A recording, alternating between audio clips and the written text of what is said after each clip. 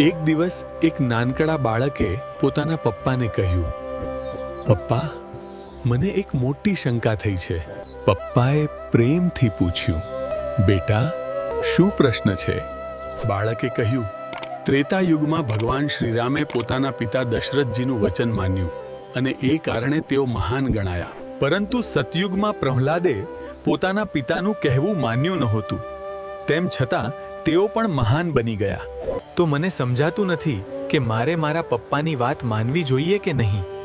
આ સાંભળી પિતા થોડું વિચારમાં પડી ગયા. પછી હળવી સ્મિત સાથે કહ્યું, બેટા, સતયુગની પરિસ્થિતિ અલગ હતી અને ત્રેતાયુગની વાત પણ અલગ હતી. પણ આપણે તો અત્યારે કલિયુગમાં જીવીએ છીએ અને કલિયુગમાં જો તારે કે મને અથવા બંનેને સારા બનવું હોય તો એક જ રસ્તો છે. આપણા બંનેએ તારી મમ્મીની વાત માનવી પડશે. એટલે પરિવારમાં હંમેશા પ્રેમ, સમજણ અને એકતા રાખવી એ જ સાચો પરિવારનો આનંદ અને ઉત્સવ છે.